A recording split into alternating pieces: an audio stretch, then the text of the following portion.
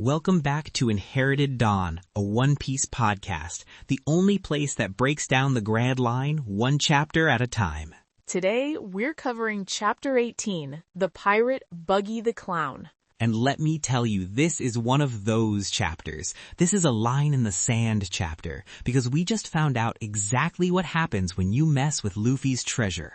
It's more than treasure. We learn what happens when you damage a promise, and the fallout from that, it changes everything.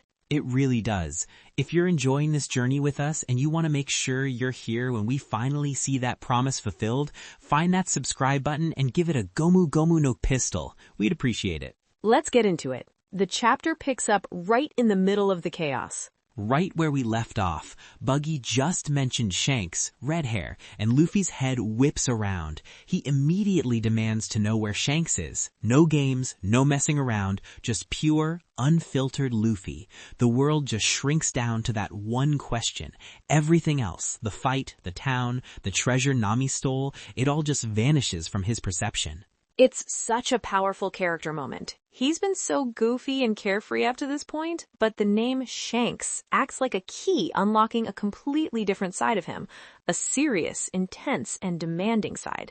It's the first time we've seen him this laser-focused on something other than food or his dream in the abstract. And Buggy, being Buggy, can't just give a straight answer. He has to play it up.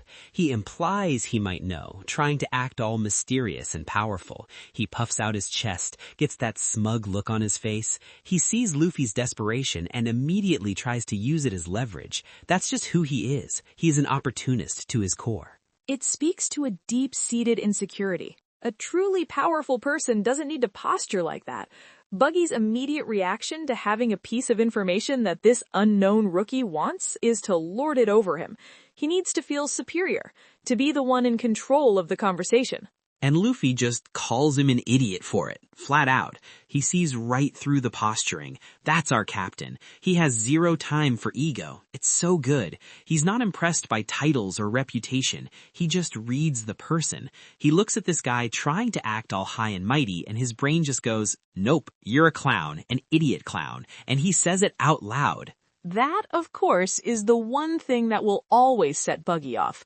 You can attack him, you can fight him, but you cannot insult his grandiosity. He loses his temper instantly. We've seen him get angry before, but this is different. This is a personal slight against his entire identity. His nose is a trigger, yes, but calling him an idiot cuts even deeper because it dismisses his entire persona.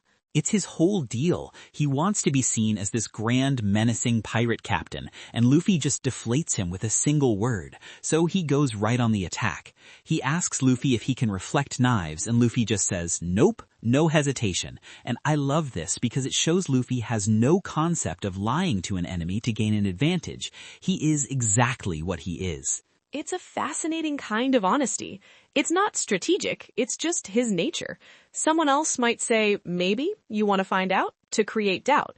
Luffy's response is a statement of fact. I am made of rubber. Rubber cannot reflect knives. That is who I am. It's a radical vulnerability that, paradoxically, becomes a strength because opponents don't know how to react to it. They expect deception. They expect a warrior's bravado. Luffy just gives them the user manual to his own body and says, "Let's go." So Buggy takes that as his opening. He lunges and the real fight begins. This is where we see the clash of devil fruit philosophies begin to play out. Buggy uses his fruit to separate his body, flying in for a direct, seemingly inescapable aerial attack. Luffy jumps to dodge, and Buggy immediately thinks he has him cornered. He points out that Luffy is helpless in the air, that he can't fly like Buggy can with his chop-chop powers. It's classic villain monologue stuff. Aha, I have discovered your fatal flaw.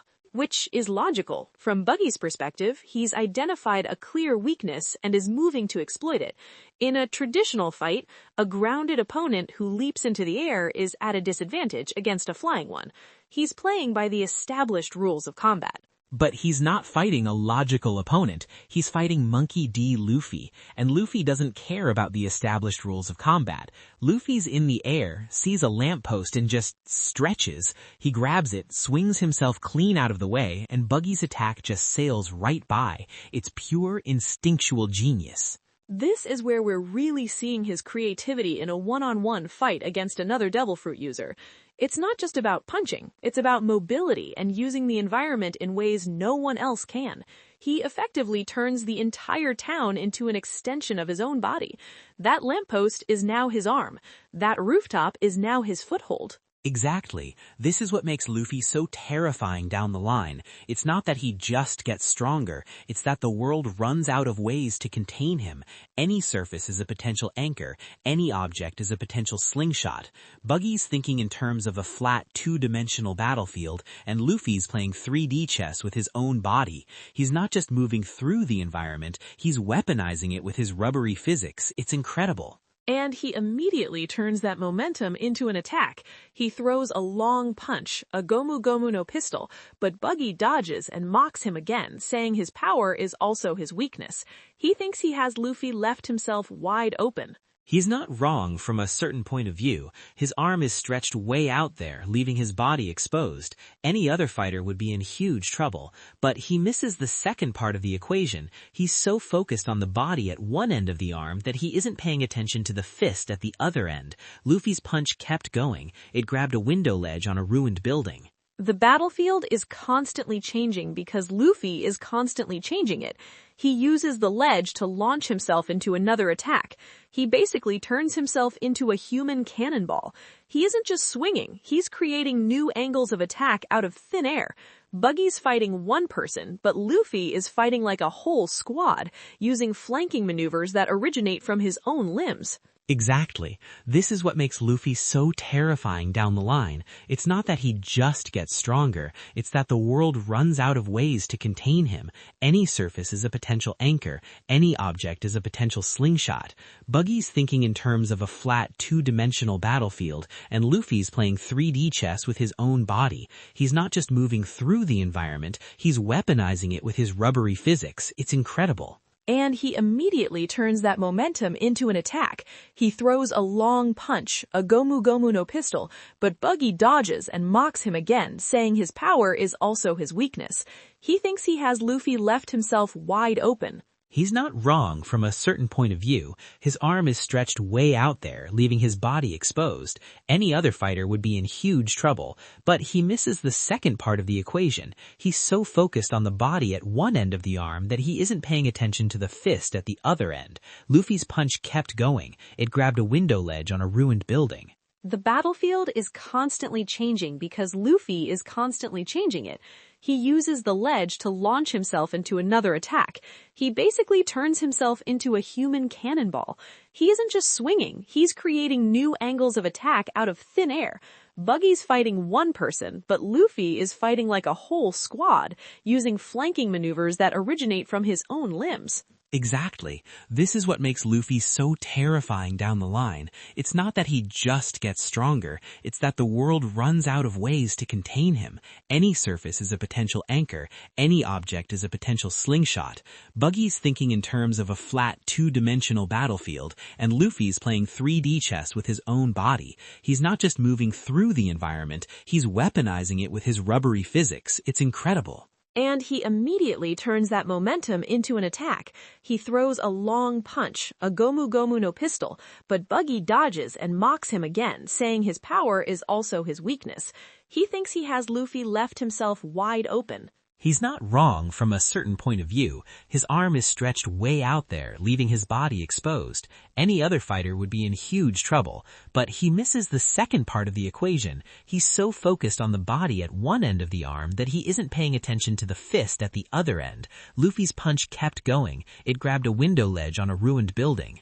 The battlefield is constantly changing because Luffy is constantly changing it. He uses the ledge to launch himself into another attack. He basically turns himself into a human cannonball. He isn't just swinging, he's creating new angles of attack out of thin air. Buggy's fighting one person, but Luffy is fighting like a whole squad, using flanking maneuvers that originate from his own limbs. Exactly. This is what makes Luffy so terrifying down the line. It's not that he just gets stronger, it's that the world runs out of ways to contain him. Any surface is a potential anchor, any object is a potential slingshot. Buggy's thinking in terms of a flat, two-dimensional battlefield, and Luffy's playing 3D chess with his own body. He's not just moving through the environment, he's weaponizing it with his rubbery physics. It's incredible. And he immediately turns that momentum into an attack. He throws a long punch, a Gomu Gomu no pistol, but Buggy dodges and mocks him again, saying his power is also his weakness. He thinks he has Luffy left himself wide open. He's not wrong from a certain point of view. His arm is stretched way out there, leaving his body exposed. Any other fighter would be in huge trouble, but he misses the second part of the equation. He's so focused on the body at one end of the arm that he isn't paying attention to the fist at the other end. Luffy's punch kept going. It grabbed a window ledge on a ruined building. The battlefield is constantly changing because Luffy is constantly changing it. He uses the ledge to launch himself into another attack. He basically turns himself into a human cannonball. He isn't just swinging, he's creating... He does. He launches another attack, but this time it's just his arm, holding 3 knives, flying through the air like a projectile. It's like a disembodied knife-wielding missile. It's a brilliant application of his power. It's unexpected, fast, and very difficult to predict. It breaks the conventional silhouette of a fighter. You're trained to watch a person's body language, their shoulders, their hips. You can't do that when their fist is flying at you from 30 feet away, completely detached from their body. Luffy's first instinct is to just grab it. He's strong, he can stop it. Standard Luffy move. He sees a threat, he intercepts it. He thinks, I'll just catch his arm, because that's how physics works for normal people. And this is where the true horror of the chop chop fruit comes into play. Buggy just separates his hand from the arm that Luffy is holding. The hand keeps flying, knives and all, and heads straight for Luffy's face. The momentum is conserved. Luffy is left holding a useless, limp forearm, while the actual threat continues completely unabated. That is a nasty, nasty trick. It's such a perfect counter. Luffy's whole style is about grappling, stretching, and holding things down. His rubber body gives him incredible durability against blunt force, but it also encourages him to get in close, to grab and restrain. How do you fight an opponent who can just disassemble himself at will to bypass your guard? It completely negates Luffy's primary defensive strategy. You can't. Not in that moment. It's a perfect checkmate. Luffy is completely unprepared for it. He dodges, but he's not quite fast enough. The angle is too difficult, the surprise too complete. One of the knives slices the side of his face. It's the first time in this fight he's taken a real cutting injury. And then we see it. The knife doesn't stop. It goes right through his straw hat. The sound must have been sickening, that tearing sound. The entire mood of the fight, the entire chapter, the entire arc shifts in that one instant. The art reflects it perfectly. The playful energy is gone. The panel is sharp, focused, and devastating. It shifts completely. Time just stops. Buggy starts gloating, thinking he's won a major victory. He's mocking Luffy, thinking he's upset about the cut on his face. He sees the blood and assumes that's what matters. Oh, did I scratch your pretty face? Did the little baby get a boo-boo? He's reveling in it. He completely misreads the situation. He sees the blood, the physical injury, and assumes that's the source of Luffy's anger. Because for a pirate like Buggy, that's what a fight is about. Inflicting physical harm, asserting dominance, and taking treasure. He can't comprehend any other value system. But Luffy, he's not even looking at Buggy. He doesn't care about the cut. He probably barely even feels it. His eyes are shadowed by the brim of his hat. He reaches up, his fingers find the gash in the straw, and his expression is just cold fury. All the joy, all the goofiness, it's been vaporized. And he says, you damaged my treasure. And this is the moment. This is the key to understanding Luffy. He's taken punches, he's been thrown through buildings, he's been stabbed by Moji's lion, but this is the first time he has been truly, deeply angry, because the hat is not an object. It's not just a thing he wears. It's a symbol. It's the promise. It's his entire reason for being on the sea. It's the physical manifestation of his bond with Shanks. Every time he looks at it, every time he feels it on his head, it's a reminder of his dream and the man who believed in him. And Buggy just put a hole in it. Buggy, of course, still doesn't get it. He's a very literal-minded man when it comes to value. He hears Luffy call the hat his treasure and just pulls his hand back, and the hat comes with it, impaled on his knives. He holds it up like a trophy. He thinks he's disarmed Luffy, taken his most prized possession in the traditional pirate sense. And just seeing that image, Luffy running towards him, desperate, yelling for him to give it back as Buggy holds up the hat, it's heartbreaking. We get the flashback, the panel of Shanks putting the hat on little Luffy's head. Come bring it back to me one day when you've become a great pirate. That promise is everything. It's not just a goal, it's a sacred pact. It's his entire motivation. And for Luffy, whose bonds with people are the most important thing in the world, a promise is inviolable. And when Luffy yells that the hat belonged to Shanks, that's when the final piece clicks into place for Buggy. The name Shanks suddenly has a context he understands. The name drops again, and this time, Buggy's reaction is different. He's not posturing anymore. He looks at the hat, then at Luffy, and there's a flicker of something. Recognition? Annoyance? And then he throws it on the ground. Then he says it, the line that changes everything. We were once friends. And he clarifies they were on the same ship together as apprentices. Bro, my jaw was on the floor. I remember reading this for the first time and having to put the book down.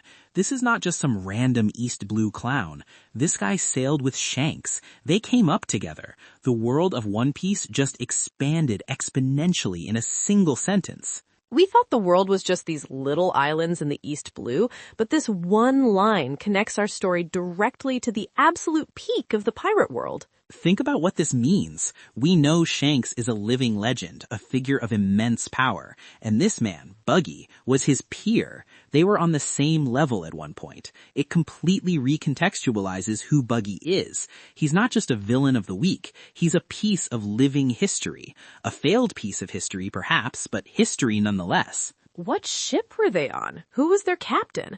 These are the questions that just explode in your mind the second he says that. It had so much weight to everything. It means Buggy's hatred of Shanks isn't just some random rivalry. It's a deep, personal grudge that has been festering for years, maybe decades. He's not just a clown. He's a clown with a past that is directly tied to one of the most important people in the world. And he's not done twisting the knife. Then he spits on the hat. Super disrespectful. He doesn't just damage it, he desecrates it. He stomps on the very idea of that promise. In that moment, he's not just spitting on a straw hat, he's spitting on Shanks, on Luffy's dream, and on the bond they share. It's the ultimate act of contempt. And that is the final straw. That is the point of no return. Luffy has gone from 0 to 100, and now he's gone to 1,000. Luffy's reaction is no longer just anger. It's a refusal. It's a fundamental rejection of Buggy's entire being. He tells Buggy he won't let him compare himself to Shanks. The line is drawn. To Luffy, Shanks represents everything good about being a pirate. Freedom, loyalty, strength, and kindness. Buggy represents the opposite. Greed, cruelty, and cowardice. He throws a punch. No gomu gomu no pistol, no wind-up, no yelling a special move. Just a raw, furious, straight right hook aimed directly at Buggy's laughing face. It's the most normal punch he's thrown in the series, and it's by far the most terrifying. And Buggy does what he always does. He separates his head from his body to dodge, still laughing, thinking he's untouchable. He thinks Luffy is still playing the same game, aiming for the head, the obvious target. He believes he has once again outsmarted the simple-minded rubber boy. But he miscalculated again. He thought the punch was for his head. He was watching the fist. He wasn't watching Luffy's eyes. The punch wasn't for his head at all. It was never for his head. It connects squarely with his stomach. Boom! Right in the gut. The meaty thud of it. Luffy wasn't aiming for the part that could move. He was aiming for the center of mass, the one part that had to stay grounded, connected to his feet. It's pure, focused rage. He outsmarted Buggy's trick with raw instinct. He saw through the gimmick and aimed for the man behind it. It's a perfect ending for the chapter. Buggy's laughter is cut short, replaced by a choked gasp of pain and surprise. Luffy's rage is finally given a physical outlet, and the fight has become deeply, deeply personal. The camera pushes in on Luffy's furious eyes. This is a different person from the boy we met in the barrel. This isn't about a map or treasure anymore. This is for Shanks. This is for the hat. This is about a promise that a clown just tried to spit on. This is about legacy. And Luffy will not let that stand. This is where we see the iron will that we know defines him later. It's not about being the strongest. It's about what you refuse to let be broken. His dream, his friends, his promises. You can hit him all day, but if you attack one of those things, you've made an enemy for life. The core of his character, right there in chapter 18. Incredible. I just love how Oda establishes these foundational character beats so early and so perfectly. Everything you need to know about what drives Luffy is in this chapter. It's also interesting to consider the author's note for this week. Oda mentions getting a 3D sticker in a fan letter and figuring out how they work. Just Oda being Oda. While he's writing one of the most emotionally charged, world-expanding, and character-defining chapters of the early story, he's also geeking out about 3D stickers. You gotta love it. It's such a perfect little insight into his mind. He's building this epic saga, but he's also just a guy who thinks stickers are cool. It's a nice little reminder of the person behind the epic. Even as he's crafting this massive world, he's still appreciating the small things, the simple joys sent to him by a fan. It feels very Luffy-like in a way. Absolutely. This chapter just had everything. Incredible action choreography, raw emotion, and a massive lore drop that changes our whole perspective on the world. What a ride. I'm fired up all over again just talking about it. It truly sets the stakes for what the Straw Hat means, not just to Luffy, but to the story itself. It's not an accessory. It's the heart of the series. For sure. If you've got a theory about what ship Shanks and Buggy served on, or just want to tell us what you thought of this chapter, drop a comment below. We read every single one. All right, let's move on to predictions for Chapter 19. Franky, you first. Okay, prediction 1. We are absolutely getting a flashback next chapter. Not just a panel, a real flashback, a multi-page one. We need to see Shanks and Buggy as kids on that ship. I want to see what caused the friction between them. What happened that made Buggy hate him so much? Oda can't just drop a bomb like that and not follow up immediately. He's teased this huge piece of history, and the next logical step is to show us a piece of it. That feels very likely. The narrative momentum is pointing directly toward a look into their shared past. Dropping that line, "we were once friends," is like a promise to the reader that an explanation is coming. It would be narratively unsatisfying to just move on without context. Prediction 2. Nami is going to step in. Not to fight, but she's going to do something that shows a shift in her character. She just watched Luffy fly into a rage over a simple straw hat. She's a character who is completely defined by her pursuit of monetary treasure, and she just saw someone define treasure in a way that has nothing to do with gold or jewels. I think while Luffy is wailing on Buggy, she's going to sneak over and retrieve the hat, or protect it somehow. It'll be a turning point for her relationship with Luffy, a sign that she's starting to understand his value system. An interesting thought. It would be her first selfless act motivated by understanding someone else's values, rather than her own self-interest. It would be a huge step in her journey towards becoming a true member of the crew. Okay, my turn. Prediction 1. I think we'll see the rest of Buggy's crew try to make a move, the ones pretending to be unconscious. With Buggy reeling from that gut shot and Luffy focused entirely on him, they're not just gonna lie there.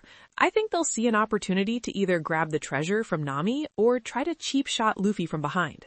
Oh, that's a good one. A classic pirate move. They have no honor, so it makes perfect sense. They see their captain is in trouble, and their first thought isn't, we have to help him. It's, this is our chance to get the loot and run. Or maybe we can get a sneak attack in. Yeah, I can totally see that happening. What's your second? My second prediction is about the fight itself. I don't think Luffy is going to use a named attack to finish this. That punch to the stomach was raw and personal. I think the rest of this fight is going to be a brawl. He's not trying to be a clever rubber man right now. He's not trying to show off. He's just trying to beat the guy who disrespected his promise. He's going to punish him, not a sporting match. He's going to dismantle him piece by piece, both literally and figuratively.